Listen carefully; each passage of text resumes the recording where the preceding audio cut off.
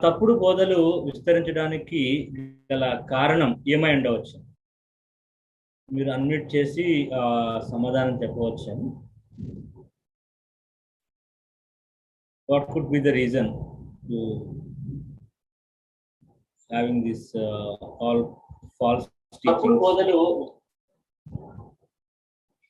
ఏమై ఉండవచ్చు అంటే మీ యొక్క ఉద్దేశం చెప్పండి తర్వాత. మీరు ఏమనుకుంటున్నారు? బైబిల్ సరిగ్గా చదవకపోయి ఉండొచ్చు అయ్యా. బైబిల్ సరిగ్గా చదవకపోవటం, వెరీ గుడ్. ఇంకా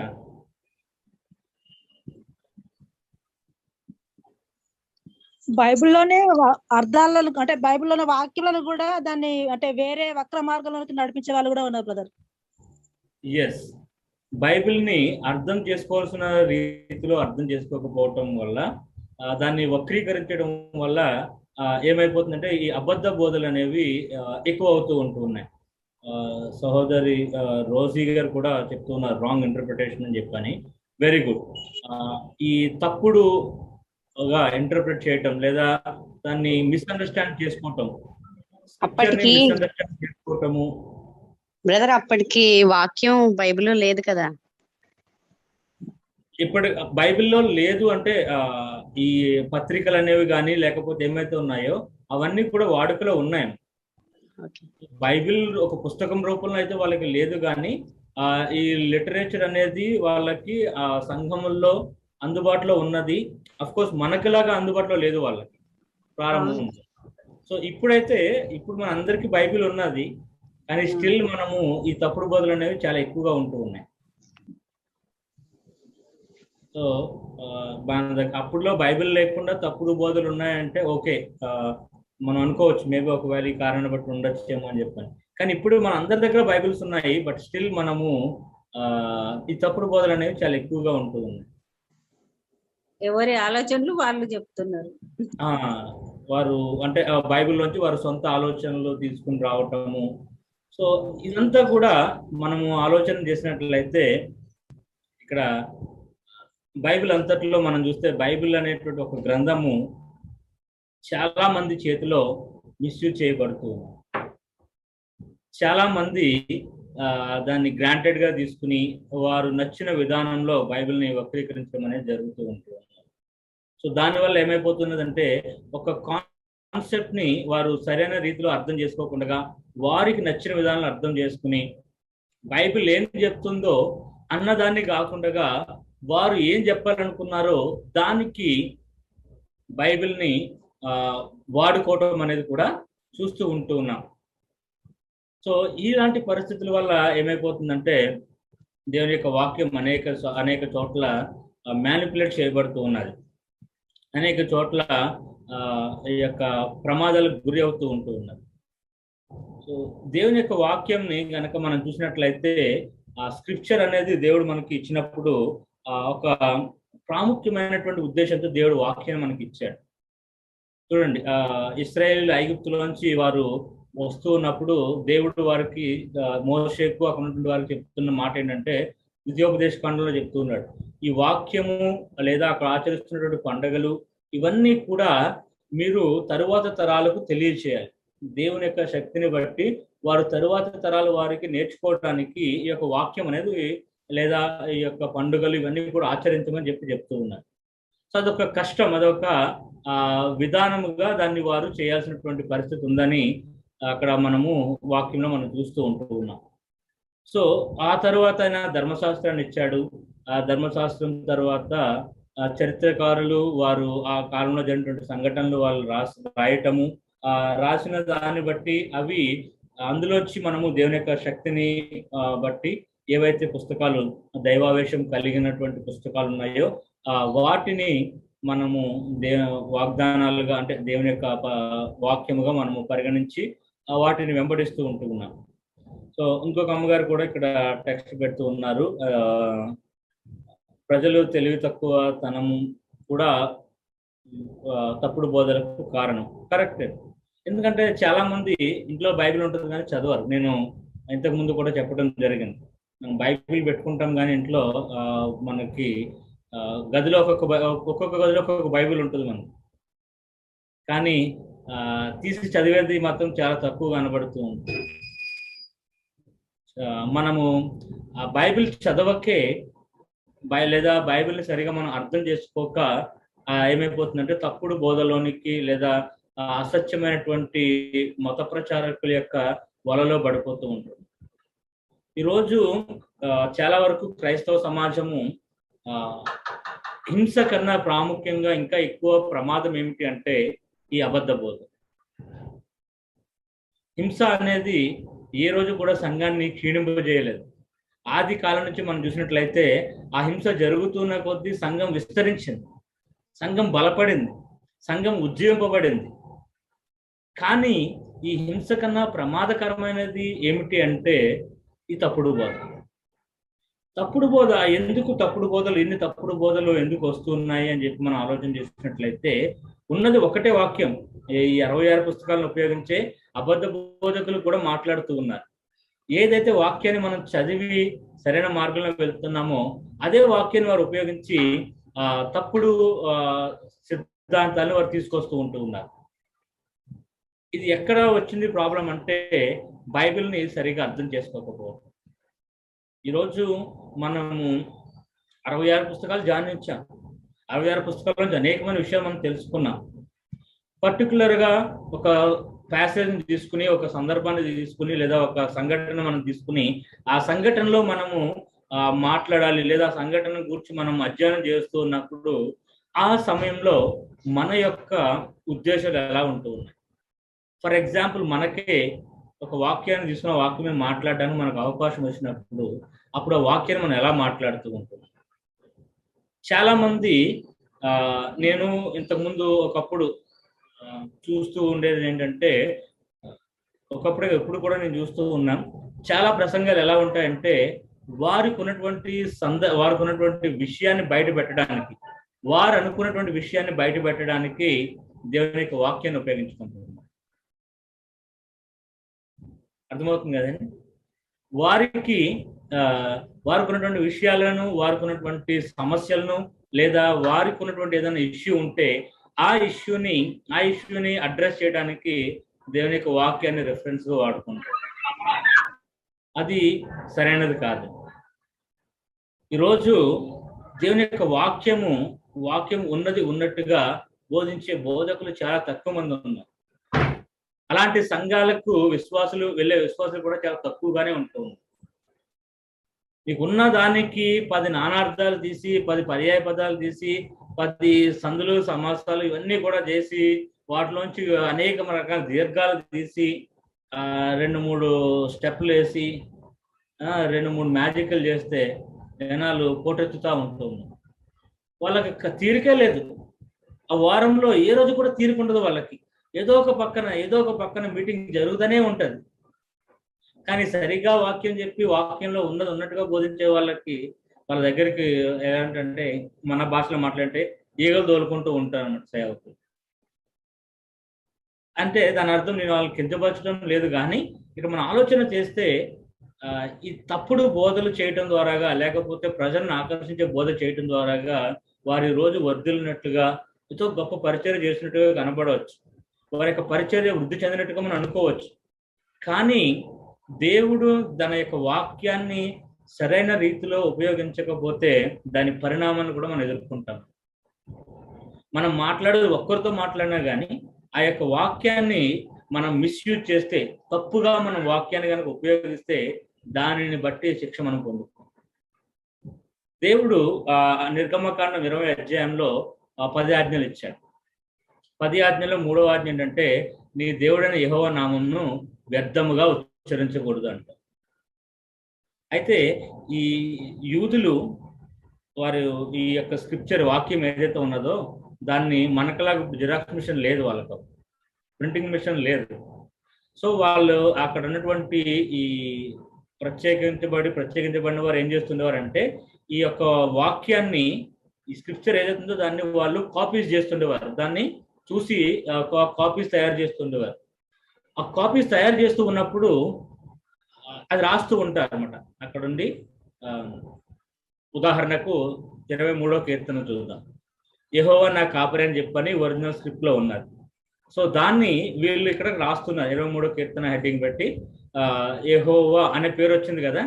యెహోవా అనే పేరు రాయటానికి వాళ్ళు ఏం చేస్తారంటే ఆ పేరు రాయకుండా వాళ్ళు వెళ్ళి స్నానం చేసి మళ్ళీ అంటే ఇప్పిన బట్టలు కాకుండా మరలా మంచి బట్టలు కట్టుకుని వాడనటువంటి పెన్ తీసుకుని ఆ పెన్తో, అంటే పెన్ అంటే ఆ రోజుల్లో ఆ యొక్క పాపిరస్ దాని మీద రాయటానికి ఏదైతే వాడతారో ఆ పెన్ తీసుకుని వారు యెహోవా అని చెప్పని పేరు రాసి కంటిన్యూ చేస్తుండేవారు. యెహోవా నా కాపరి నాకు లేమి కలగదు.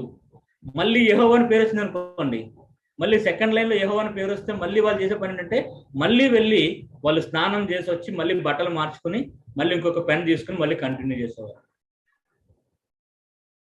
అంటే యెహోవా అనే పేరుని వ్యర్థముగా ఉచ్చరించకూడదు, ఆయన నామాన్ని వ్యర్థంగా ఉచ్చరించకూడదు అంటే అంత రెవరెన్స్ ఆయన పేరుకి ఇస్తూ ఉండేవారు. అయితే నేను నమ్మేది ఏంటంటే యోహాను సువార్త 1వ అధ్యాయంలో మనం చూసినట్లయితే ఆదియందు వాక్యం ఉండను, వాక్యము దేవుని యొద్ద ఉండను, వాక్యమే దేవుడే ఉండనని చెప్పి మనం చూస్తూ ఉంటున్నాం. సో అంటే వాక్యము దేవుడు.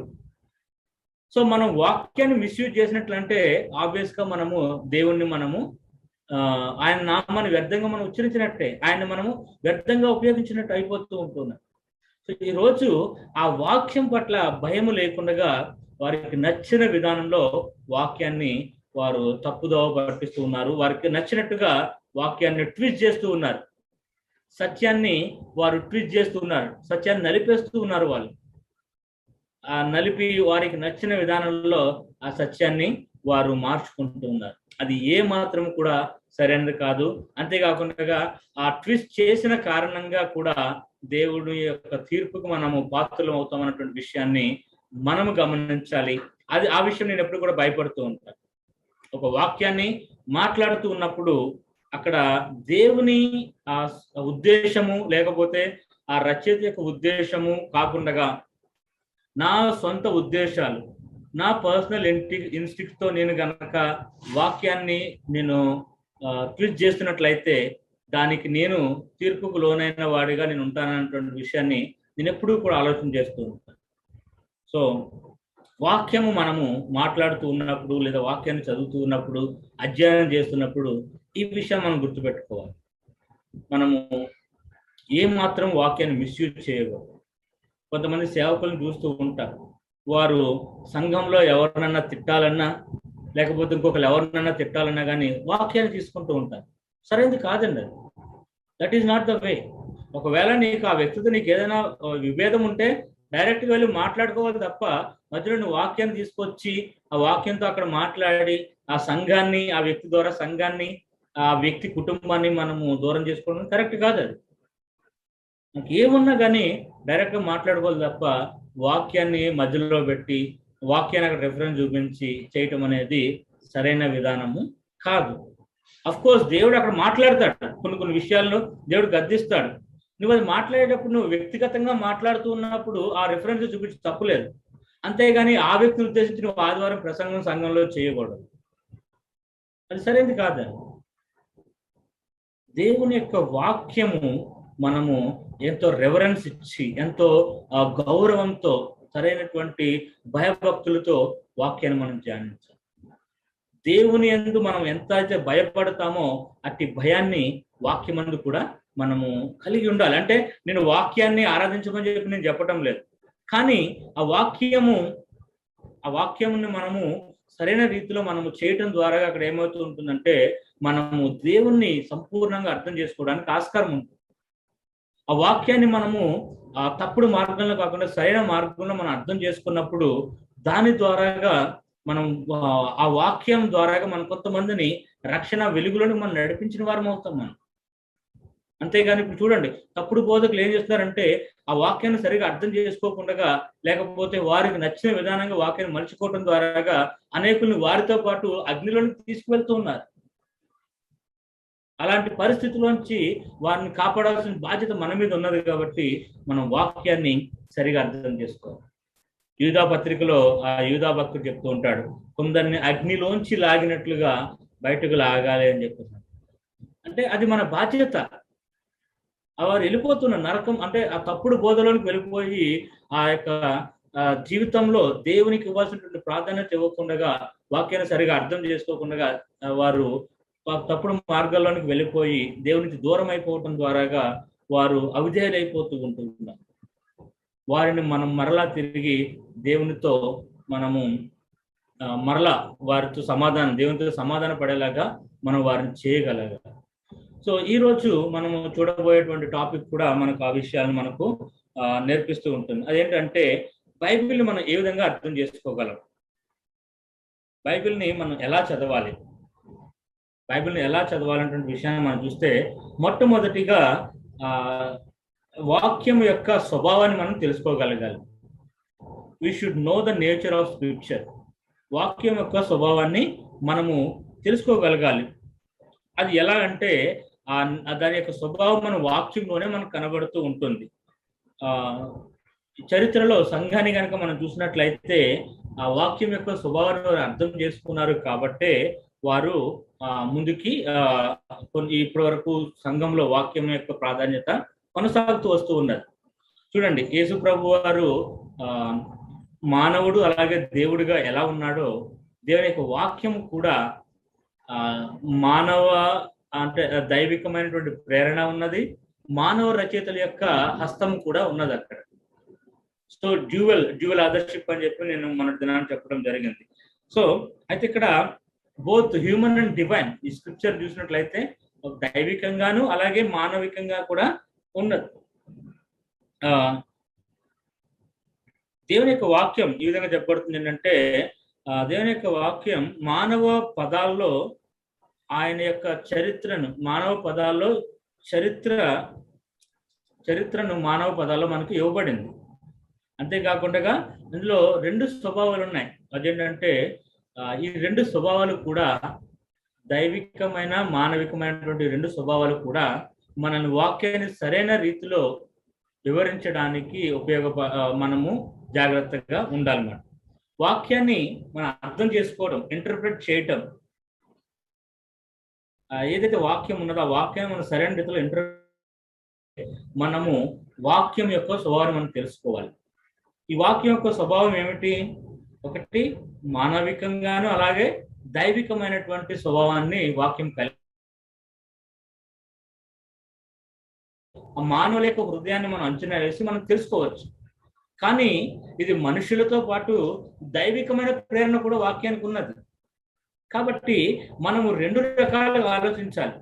మానవులుగా ఆ రచయిత ఏం రాస్తూ ఉన్నాడు, ఆ రచయిత యొక్క ఉద్దేశం ఏమిటని మనము పరిగణలో తీసుకుంటూ దేవుని యొక్క తలంపు యొక్క వాక్యం పట్ల ఏమున్నది అన్నటువంటి విషయాన్ని కూడా మనము గమనించబద్దులమై ఉంటూ ఉన్నాము. అంతేకాకుండా బైబిల్ అనేది, దేవుని యొక్క వాక్యం అనేది దేవుని యొక్క సందేశం. మనం స్వభావాన్ని తెలుసుకుంటున్నాం. ఆ స్వభావంలో ప్రాముఖ్యంగా మనం నేర్చుకునేది ఏంటంటే, ఈ బైబిల్ అనేది దేవుని యొక్క సందేశం. అది నిత్య ప్రత్యక్షతను మనకు చూపిస్తూ ఉన్నది, నిత్య ప్రత్యక్షతను మనకి ఇస్తూ ఉన్నది.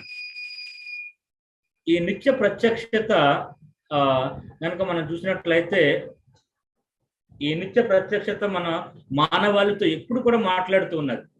ఒక తరంతో కాదు కానీ తరతరాలుగా మానవాళి తరాలన్నిటితో కూడా ఈ యొక్క వాక్యము మాట్లాడుతూ ఉన్నది.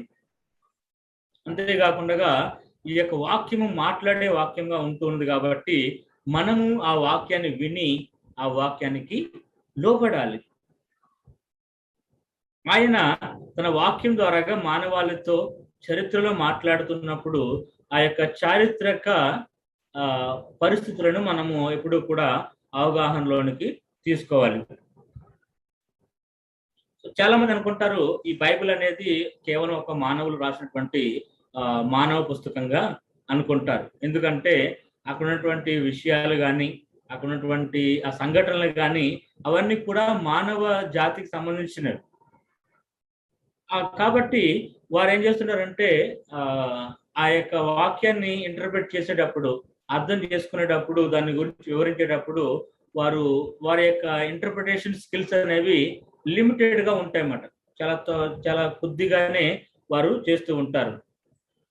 కానీ మనం ఎప్పుడు కూడా వాక్యాన్ని చూసేటప్పుడు 2 రకాల స్వభావాన్ని మనం చూడాలి. దైవిక, మానవిక స్వభావం కలిగినటువంటి స్క్రిప్చర్గా మనము వాక్యాన్ని చూడాలి. దేవుడు యొక్క చరిత్రలో మానవాళికి ఆయన తన ప్రత్యక్షతను ఇస్తూ ఉన్నాడు. అంతేకాకుండా ఈ బైబిల్ అనేది ఇదేదో ఒకదాని తర్వాత ఒకటి ఒక శీర్షికలాగా ఆయన మనకు ఇవ్వలేదు, కానీ ఇది ఏంటంటే దేవుడు పరలోకం నుంచి భూలోకానికి చూసి భూలోకంలో ఉన్నటువంటి ప్రతి ఒక్క విషయాన్ని కూడా మనకు బయలుపరచడం ద్వారాగా అక్కడ మనం చూసినట్లయితే మానవాళికి మనము ఏ విధంగా ఈ యొక్క పరిస్థితిలో మనము ముందుకు వెళ్ళాలి, ఈ లోకంలో ఏ విధంగా మనం జీవిస్తూ ఆత్మీయ జీవితాన్ని కొనసాగించాలి అన్నటువంటి విషయాలను అక్కడ పర్టికులర్ సర్కమ్స్టాన్సెస్ ని ఈవెంట్స్ ఇన్ ద హిస్టరీలో జరిగినటువంటి ఈవెంట్స్ అన్నిటినీ కూడా దృష్టిలో పెట్టుకుని ఇది చేయటం జరుగుతుంది. సో అయితే ఇక్కడ మానవికమైనటువంటి స్వభావంలో కనుక మనం చూసినట్లయితే ఒక ప్రాముఖ్యమైనటువంటి విధానం ఏమిటి అంటే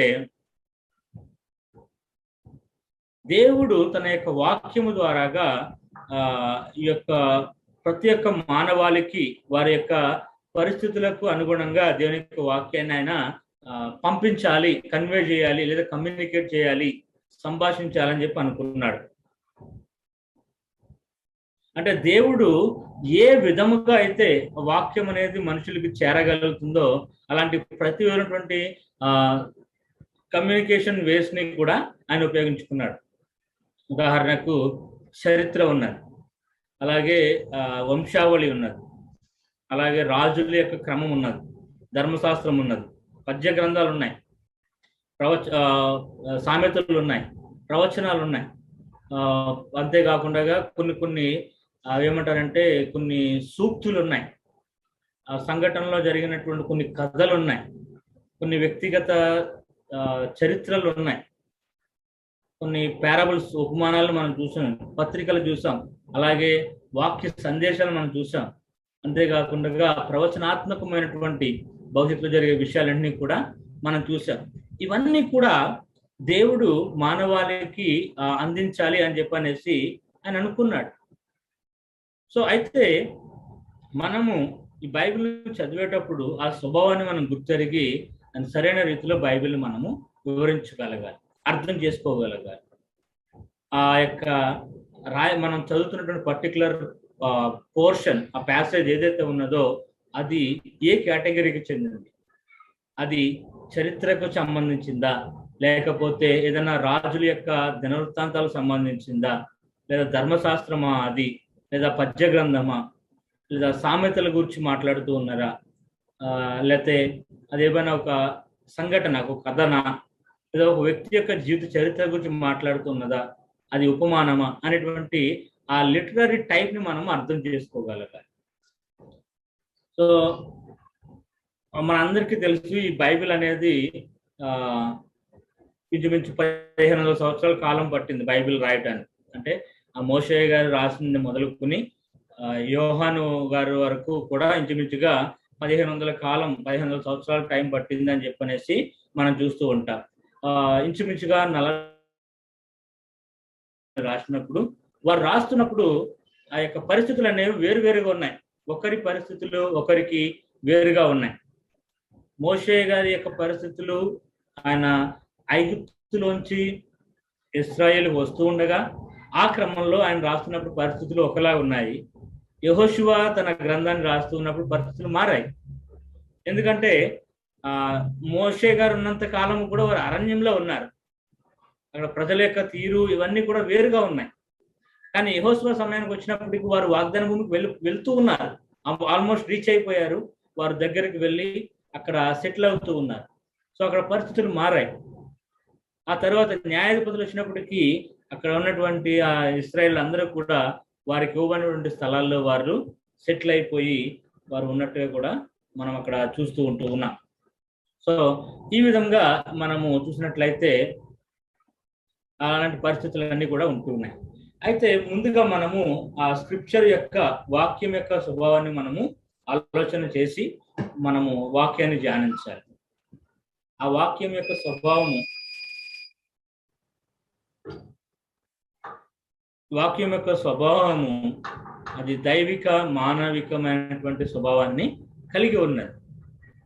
సో అయితే ఈ వాక్యాన్ని మనము అర్థం చేసుకోవటము లేదా దాన్ని ఇంటర్ప్రెట్ చేయాలంటే మొట్టమొదటిగా ఎక్సెజిసిస్ చేయాలండి.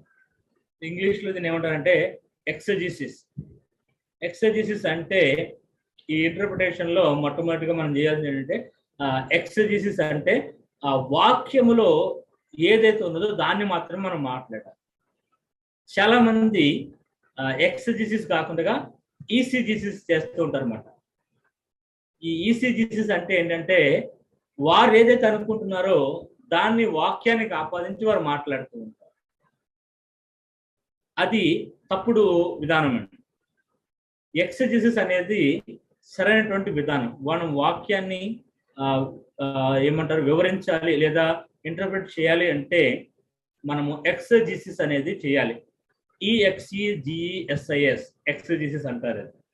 ఎక్సెజిసిస్ అంటే వాక్యమును ఉన్నది ఉన్నట్టుగా, లేనిది ఉన్నట్టుగా కాదు, లేదా మన పరిస్థితులను బట్టి వాక్యాన్ని ట్విస్ట్ చేయడం కాదు, కానీ ఆ వాక్యము ఏది ఉన్నదో దాన్ని ప్లెయిన్ గా అర్థం చేసుకోవటం అనేది మాట్లాడుతూ ఉంటారు. అంటే వాక్యాన్ని సరిగా ఇంటర్ప్రిట్ చేయడాన్ని ఎక్సెజిసిస్ అని చెప్పని మనం అనవచ్చు. ఇది ఒక సిస్టమేటిక్ స్టడీ. అది అంటే ఆ యొక్క వాక్యంలో ఆ రచయిత రాసినటువంటి ఆ యొక్క వాక్యము ఒరిజినల్ నిజమైనటువంటి రచయిత యొక్క ఉద్దేశం ఏమై ఉన్నదో, రచయిత ఉద్దేశం యొక్క అర్థం ఏమై ఉన్నదో మనం తెలుసుకోవడానికి ఈ ఎక్సెజిసిస్ అనేది ఉపయోగపడుతూ ఉంటుంది. మీ అందరికీ కూడా అర్థమవుతుంది అనుకుంటాను. ఓకే, సో ఇక్కడ రచయిత ఏ ఉద్దేశంతో రాస్తూ ఉన్నాడు, ఎవరికి రాస్తూ ఉన్నాడు, రాస్తూ ఉన్నప్పుడు ఆయన ఉద్దేశించినటువంటి ఆ యొక్క ఉద్దేశం, ఒరిజినల్ మీనింగ్ ఏదైతే ఉన్నదో అది మనము గమనించడానికి ఈ ఎక్సెజిసిస్ అనేది ఉపయోగపడుతూ ఉంటుంది. ఈ ఎక్సెజిసిస్ అంటే మనము ఈ బైబిల్ చదివేటప్పుడు కొన్ని విషయాలు మనం గుర్తుపెట్టుకోవాలి. అది ఈ ఎక్సెజిసిస్ లో మనము చేయబోతూ ఉంటున్నమాట. ఇది మనము వాక్యాన్ని చదివి వాక్యాన్ని మనం వివరిస్తున్నప్పుడు మనందరం కూడా ఈ ఎక్సెజిసిస్ అనేది చేస్తూ ఉంటాం తెలియకుండానే. కానీ ఇక్కడ సరైన రీతిలో మనం వాక్యాన్ని ఏమంటారంటే వాక్యాన్ని సరిగా మనం వివరిస్తున్నామా అనేటువంటి విషయాన్ని మనము గమనించుకోవాలి. వాక్యాన్ని సరిగా మనం అర్థం చేసుకుంటున్నామా అనేటువంటి విషయాన్ని మనం గమనించాలి. చాలా మంది ఎక్సెజిసిస్ లో కొన్ని ప్రాబ్లమ్స్ ఎదుర్కొంటారు. ఎందుకంటే కొన్ని ప్రాముఖ్యమైనటువంటి వాక్య భాగాలను మాత్రమే వారు ఎన్నుకుంటూ ఉంటారు. అంతేకాకుండా ఇంకా వేరే వేరే కారణాలు అక్కడ ఉంటూ ఉంటాయి. అయితే ఈ ఎక్సెజిసిస్ అనేది మనం ఎలా చేస్తామంటే రచయిత ఎవరికి రాస్తూ ఉన్నాడు, రాస్తూ ఉన్నప్పుడు రచయిత యొక్క ఒరిజినల్ అంటే తను అనుకున్నటువంటి నిజమైనటువంటి ఉద్దేశం ఏమిటి అన్న విషయాన్ని మనము గమనించగలం. ఫర్ ఎగ్జాంపుల్, ఒక ప్రవచనకర్త ఇర్మియా తన ప్రవచనం చెప్తూ ఇర్మియా గ్రంథంలో రాసినటువంటి మాటలు ఉన్నాయి. 29వ అధ్యాయంలో మనం చూసినట్లయితే అక్కడ 11వ వచనంలో చెప్తూ ఉంటాడు, మీకోసం నాకున్నటువంటి ప్రణాళికలు అమూల్యమైనవి అని చెప్పనేసి అవి మీకు మేలు కలుగుటకే కానీ ఏమాత్రము కీడును కలిగించేవి కావు అని చెప్పేసి అంటున్నాడు. అయితే అక్కడ ఆ రచయిత ఇర్మియా యొక్క ఒరిజినల్ మీనింగ్, ఇంటెండెడ్ మీనింగ్ ఏమిటి అంటే ఇశ్రాయేలీలు వారి యొక్క అవిధేయత వల్ల, యూదులు వారి యొక్క అవిధేయత వల్ల వారు ఏం చేస్తారంటే దేవుని నిర్లక్ష్యం చేయటం వల్ల వారు బబులోని చెరలోనికి వెళ్తూ ఉన్నారు. ఆ చెరలోనికి వెళ్తున్నటువంటి వారిని కొంతమంది అబద్ధ ప్రవక్తలు ఏమంటున్నారంటే మనము దేవుని ప్రజలము కాబట్టి మనం ఎవరికి దాసులుగా ఉండము, మనము ఏ రాజుకు లోబడకూడదు, మనము స్వతంత్రులుగా మనం ఉండాలి, బబులోను రాజును మనం ఎదిరించాలని చెప్పనేసి వారు అబద్ధ ప్రవక్తలు ప్రజలను ప్రేరేపిస్తూ ఉన్నారు.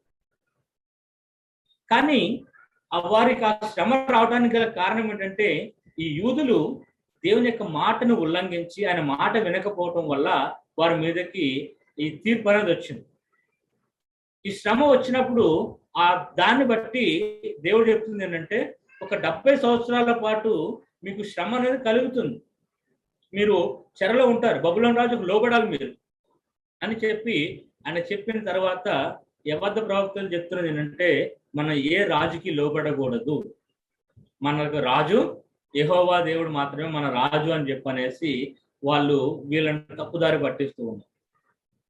సో దీన్ని మనం తీసుకుని మనం మాట్లాడుతూ ఉంటాం. అయితే అక్కడ యాక్చువల్ మీనింగ్ మనం కనుక ఆలోచన చేసినట్లయితే ఆ యొక్క రచయిత ఏ ఉద్దేశంతో మాటలు చెప్తున్నాడంటే మీరు ఒక 70 సంవత్సరాలు బబులోను రాజు యొక్క చెరలోనికి వెళ్తారు, బట్ స్టిల్ అయినప్పటికీ కూడా మీకోసము నాకున్నటువంటి ప్రణాళికలు అమూల్యమైనవి, అవి మీకు మేలు కలగటికే కానీ అవి ఏమాత్రము కూడా మీకు హాని కలిగించేవి కాదు. గుర్తుపెట్టుకోండి, మీరు ఒక 70 సంవత్సరాలు బబులోను రాజు చేతిలో ఉన్నా కానీ అది మీకు మేలు కలగడానికే కానీ హాని చేయడానికి కాదు అనేటువంటి విషయాన్ని అక్కడ ఆయన తెలియజేస్తూ ఉంటారు. అలాగే కొన్ని సార్లు మన అవిధేయత ద్వారాగా కొన్ని శ్రమలు అనేవి మన జీవితంలోకి వచ్చినప్పుడు మనం అర్థం చేసుకోవాల్సిన విషయం ఏంటంటే వాటిలోంచి కూడా దేవుడు మేలు కలగడానికి కోసమే ఆయన కొన్ని ఆ పరిస్థితులు కలిగినప్పుడు కూడా దేవుడు ఆ పరిస్థితులు గుండా మనం వెళ్ళడానికి దేవుడు అనుమతిస్తాడు, కొన్ని శ్రమల గుండా వెళ్ళడానికి దేవుడు అనుమతిస్తాడు. అయినను అవి మనకు మేలు కలగటానికే కానీ కీడు కలగటానికి కాదు అనేటువంటి విషయాన్ని మనము గమనించుకోవాలి. అంతేగాని ఆ యొక్క అర్థాన్ని ఆ యొక్క వాక్యాన్ని మనము తప్పుడు ఉద్దేశంలో మిస్ఇంటర్ప్రిట్ చేయకూడదు.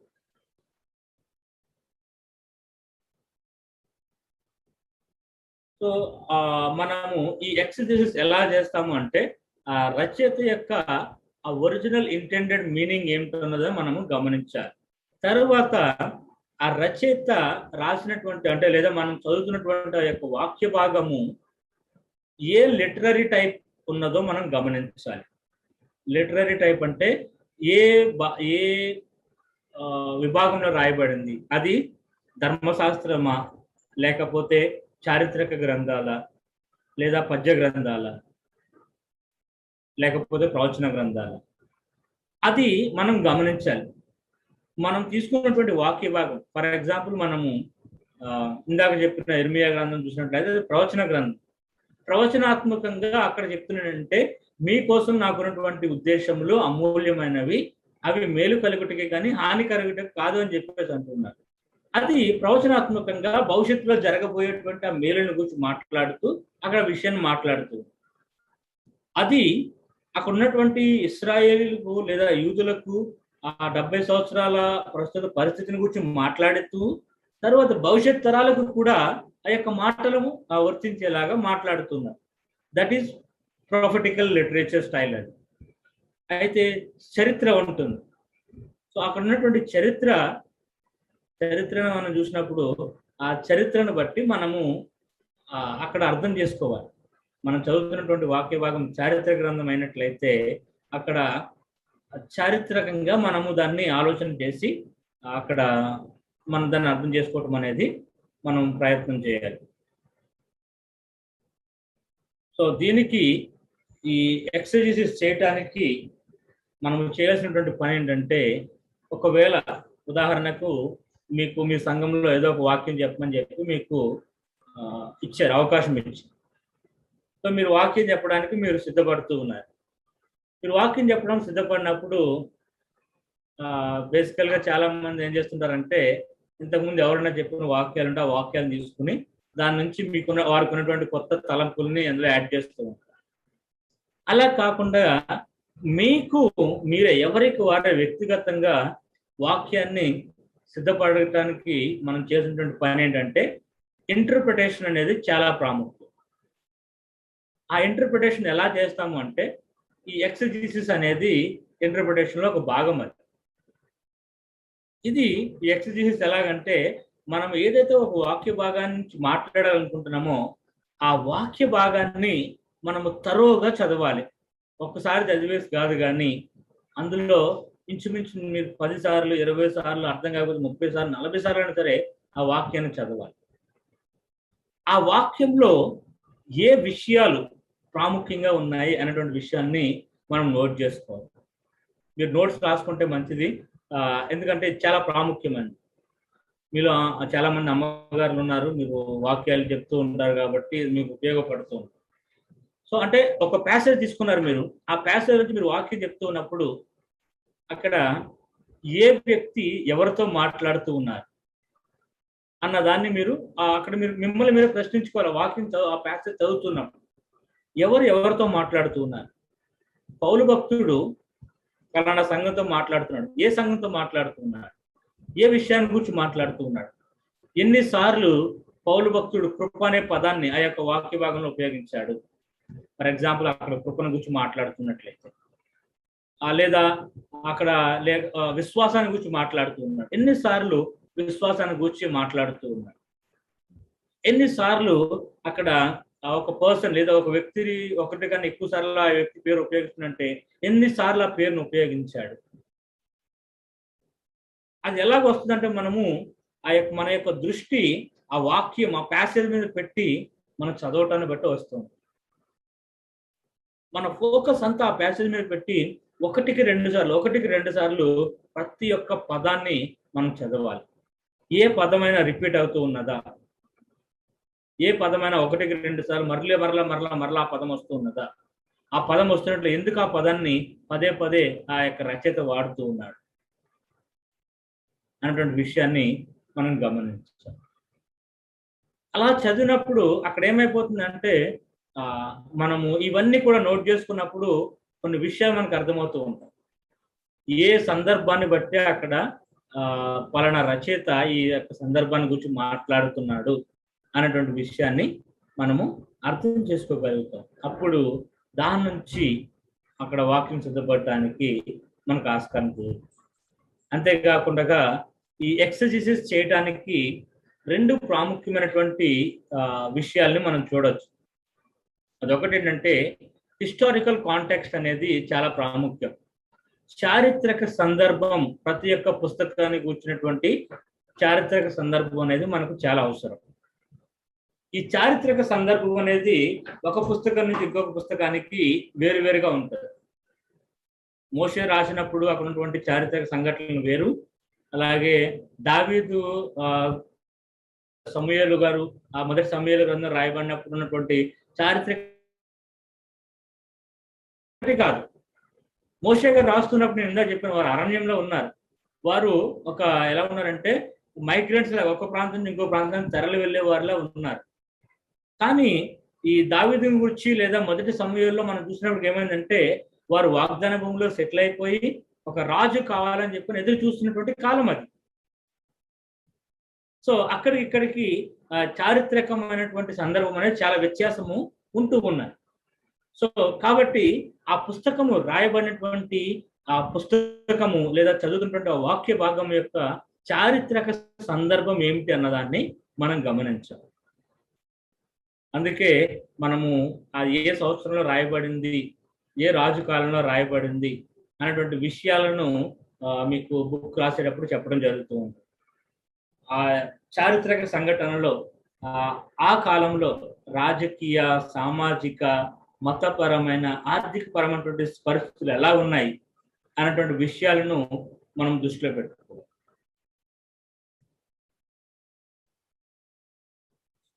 సో ఈ విధంగా మనము వాక్యాన్ని చారిత్రక సందర్భాన్ని మనము ఆలోచన చేయగలగాలి.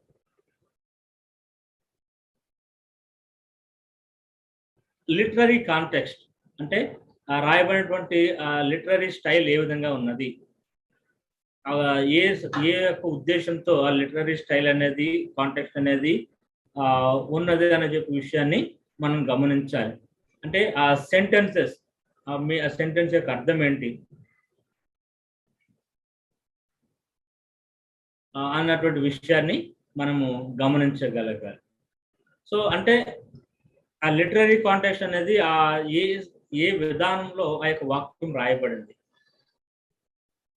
ఏ విధానంలో అది రాయబడింది అన్నటువంటి విషయాన్ని, ప్రతి ఒక్క సెంటెన్స్ ని, ప్రతి ఒక్క పారాగ్రాఫ్ ని మనము చూడగలగాలి. ఈ యొక్క ఆ సెంటెన్స్ లో ఏ పాయింట్ చెప్పాలనుకుంటూ ఉన్నారు, ఆ సెంటెన్స్ లో లేదా ఆ ప్యాసేజ్ లో, ఆ పారాగ్రాఫ్ లో ఏ పాయింట్ చెప్పాలనుకుంటున్నాడు. ఉదాహరణకు మొదటి కీర్తన మనం చూసినట్లయితే మన అందరికీ తెలిసినటువంటి కీర్తన, దుష్టుల ఆలోచన చొప్పున నడవక, పాపుల మార్గం నిలువక, అపహాస్యకులు కూర్చున్న చోటున కూర్చుండక, యెహోవా ధర్మశాస్త్రమును దివారాత్రం ఆనందించువాడు ధన్యుడు. అతడు నీటి కాలువల ఎవరైనా నాటబడినదే ఆకు వాడక తన కాలమందు ఫలం చెట్టు వలె ఉండునని చెప్పనేసి అక్కడ చెప్తూ ఉంటూ ఉన్నాడు. అతను చేయనిదంతా సఫలమగు. అంటే ఆ యొక్క ప్రతి ఒక్క వచనంలోనూ కూడా ఒక్కొక్క పాయింట్ మనం ఆలోచన చేయాలి, సెంటెన్స్ లో పాయింట్ ఆలోచన చేయాలి. దుష్టుల ఆలోచన చెప్పున నడువక, పాపుల మార్గం నిలువక, అపహాస్యకులు కూర్చుని చోటును కూర్చుండక. అంటే పాపములో కానీ నిలబడటం కానీ, నడవటం కానీ, ఆ పాపంలో ఉండిపోవటం కానీ చేయకుండా యెహోవా ధర్మశాస్త్రం దివారాత్రము ఆనందించాలి. ఎప్పుడైతే ఆ వాక్యాన్ని మనం ధ్యానిస్తామో, ఈ యొక్క లోకంలో ఉన్నటువంటి పాపము కన్నా మన యొక్క ప్రాధాన్యత వాక్యానికి ఇచ్చినప్పుడు మన యొక్క అభివృద్ధి ఎలా ఉంటుందంటే, నీటి కాలువలో ఎవరైనా నాటబడిన చెట్టు వలె, ఆకు వాడక తన కాలం ముందు ఫలం ఇచ్చే చెట్టు వలె మనం ఉంటాము. అంతేకాకుండా మనము చేయడంతా కూడా అభివృద్ధి చెందుతాము. ఒకవేళ అలా లేకపోతే అక్కడ ఏమైపోతుందంటే, మనం ఆ వాక్యాన్ని ధ్యానించకుండా దృష్టిలో మార్గంలో కనుక మనం ఉన్నట్లయితే మనము గాలికి చెదరగొట్టే పొట్టు వలె మనం అయిపోతామని చెప్పిన చెప్పబడుతుంది.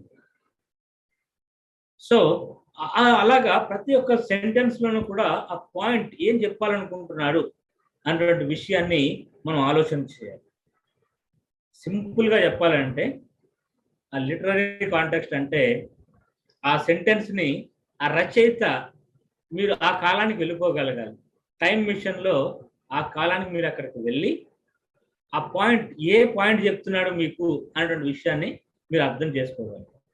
ఇది కొంచెం కష్టం, మనకి నేను చెప్పినప్పుడు కూడా మీకు అర్థం అవడం కూడా కొంచెం కష్టంగా ఉంటుంది. బట్ స్టిల్ మీరు అర్థం చేసుకోగలుగుతారు. ఎలా అంటే ఆ యొక్క గ్రంథం, ఏ గ్రంథం అయితే మీరు చూస్తూ ఉన్నారో, ఏ గ్రంథంలోంచి మీరు ఒక ప్యాసేజ్ని తీసుకుంటున్నారు వాక్యం చెప్పడానికి, ఆ గ్రంథం యొక్క హిస్టారికల్ కాంటెక్స్ట్ మీరు ముందు తీసుకోగలగాలి. ఆ హిస్టారికల్ కాంటెక్స్ట్ లో అక్కడ చారిత్రక సంఘటనలు ఏంటి, రాజకీయ, మతపరమైన, ఆర్థిక పరమైన, సామాజిక పరమైన సంగతులు ఏంటి అని చెప్పి మనం ఆలోచన చేసుకుని వాటిని బట్టి వాటిని అనుగుణంగా తీసుకుని ఈ యొక్క వాక్యంలో ఏ పాయింట్ రచన తీసుకొస్తూ ఉన్నాడు, ఈ పాయింట్ ద్వారా ఏం చెప్పాలనుకుంటున్నాడు అనేటువంటి విషయాన్ని మనము అర్థం చేసుకోగలిగినప్పుడు వాక్యాన్ని మనము సరైన రీతిలో మనం అర్థం చేసుకోగలుగుతాం. సో రెండవదిగా మనకు చూసినట్లయితే ఒక గుడ్ ట్రాన్స్లేషన్ అనేది కూడా చాలా ప్రాముఖ్యం.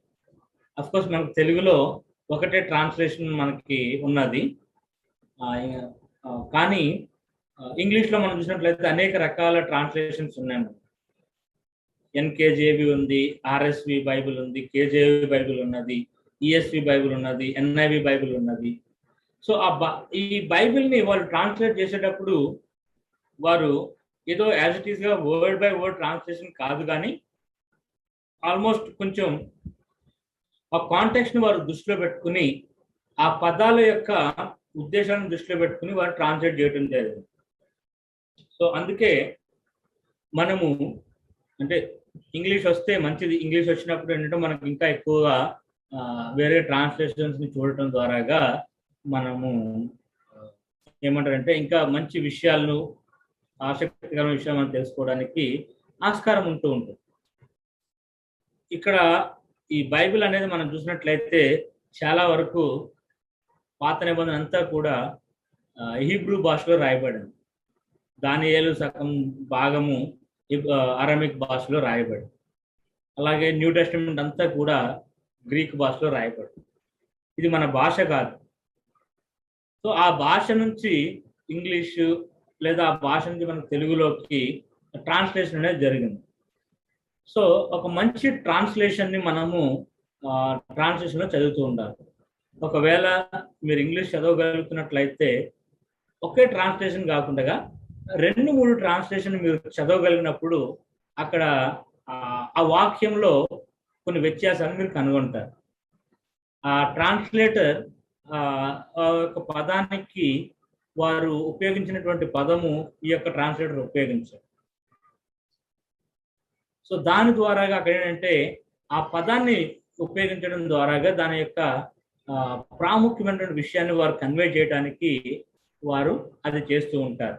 సో కాబట్టి ట్రాన్స్లేషన్ కూడా ఒక చాలా ప్రాముఖ్యమైనటువంటి విషయాన్ని మనకు తెలియజేస్తూ ఉంటుంది. సో ఈ విధంగా మనము బైబిల్ని అర్థం చేసుకోవడానికి, బైబిల్లో కొన్ని దాని యొక్క కాంటెక్స్ట్ని తెలుసుకోవడానికి మనకు ఉపయోగపడటం ద్వారా మనం బైబిల్లో కొన్ని విషయాలు నేర్చుకోవడానికి ఆస్కారం ఉంటుంది.